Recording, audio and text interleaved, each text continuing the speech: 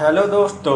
तो बाकी हनुमा के इस एपिसोड में यह रियत्सु बॉक्सिंग स्टेज में आ जाता है यूनाइटेड स्टेट्स। काइजर रियत्सु का शुक्रिया अदा करता है कि वो उसकी बात मानकर यहाँ पे आया है, जिस पर वहाँ खड़ा मौजूद बॉक्सर काइजर से नाराज हो जाता है और कहता है भले ही आप बहुत बड़े प्रोमोटर हो लेकिन ये रिंग मेरी है। वो काइजर बताता है कि अब ये जो आदमी खड़ा है यानी रियत्सु ये यहाँ के सभी बॉक्सर को धूल चटाने वाला है, जिस पर वो जवाब देकर ये छोटा सा आदमी वो भी एक पैर के साथ भला मेरा क्या मुकाबला करेगा।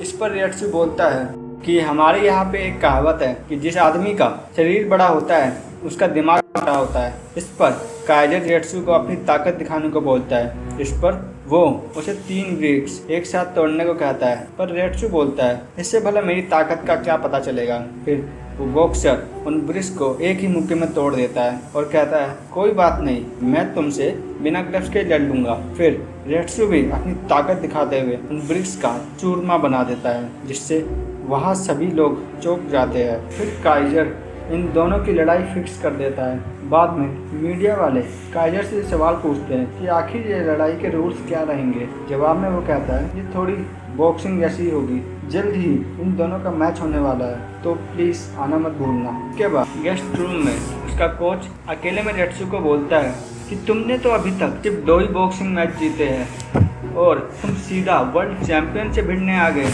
उस पर वो एक पंच मारकर बोलता है कि तुम मेरे ही पंच को नहीं समझ पाए, भला उससे क्या ही मुकाबला करोगे। इस पर वो उसे लड़ाई को मना करने को कहता है, क्या पता तुम्हारी जान चले जाए इस लड़ाई में। इस पर कोच को एहसास होता है कि उसका हाथ जो उसने उसके मुंह पे मारा था वो मुड़ चुका है। रियत्सु ने सॉरी बोलता है कि मुझे मारने की वजह से आपका हाथ मुड़ गया। फिर कोच भी कहता है चलो सही है, हम कुछ दिन यहाँ पर जरूर रुकेंगे। अब अगले दिन मैच शुरू होता है। वर्ल्ड चैंपियन वहाँ आकर जोर जोर से चिल्लाता है। फाइट शुरू होती है। फिर वर्ल्ड चैंपियन अपने फुटवर्क दिखाता है जो कि काफी तेज होते हैं। रियत्सु फिर रिंग के कोने में चला जाता है। इस पर रेफरी उसे लड़ने को बोलता है, लेकिन रियत्सु बोलता है मैं इससे ऐसे ही जीत लूंगा। बॉक्सर उस पर हमला करता है, लेकिन रियत्सु अपने पंच से उसका सर ही हिला देता है। ये बात वहाँ के न्यूज़पेपर में छप जाती है और रियत्सु रातों रात बहुत बड़ा बॉक्सर बन जाता है। जिसके बाद काइजर उसे वो पैसे दिखाता है जो उसे मैच जीतने के बाद मिले हैं। रियत्सु मीडिया वालों को बताता है कि ये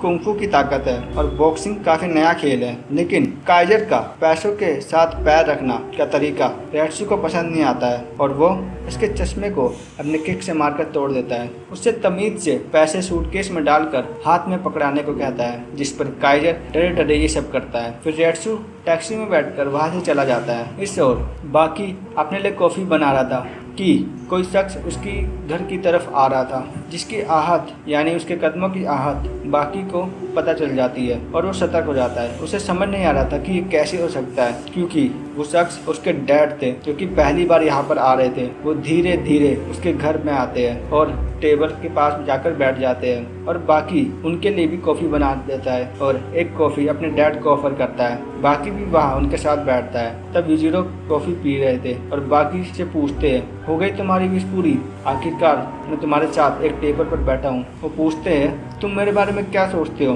बाकी कहता है मैं आपकी बहुत इज्जत करता हूँ, आप बहुत ताकतवर हो, लेकिन इसी के साथ मैं आपसे बहुत नफरत भी करता हूँ। यूजिरो बोलते हैं फिर तुम मुझे मार क्यों नहीं देते, पर बाकी कहता है नहीं, मैं ऐसा नहीं कर सकता, आखिर हम दोनों बाप बेटे हैं, मैं आपके साथ रहना चाहता हूँ और एक दिन मेरी आपसे लड़ाई हो जाए। इस पर यूजिरो कहते हैं क्यों ना वो दिन आज ही हो। वो बाकी को उसकी बनाई कॉफ़ी के लिए उस पर गुस्सा करते हैं, लेकिन बाकी उनकी ये चाल समझ जाता है और उनसे तुरंत ही माफ़ी मांग लेता है, जिस पर यूजिरो शांत हो जाते हैं। बाकी कहता है कि आप झूठ ही गुस्सा कर रहे थे ताकि हमारे बीच लड़ाई हो जाए। इस पर यूजिरो कहते हैं मुझे परिवार के साथ रहने में कोई भी इंटरेस्ट नहीं है। बाकी उन्हें एक कप कॉफ़ी बनाने को बोलता है, जिस पर यूजिरो उस टेबल को चीरते हुए कहते हैं अगर ये चाहते हो कि मैं तुम्हारे लिए कॉफ़ी बनाऊं तो तुम्हें मुझे मजबूर करना होगा, मुझे मारकर अपना गुलाम बनाना होगा, तभी मैं तुम्हारे लिए कॉफ़ी बनाऊंगा। और ये कहकर उस टेबल के 3-4 टुकड़े कर वहाँ से चले जाते हैं। टेबल के टुकड़े देख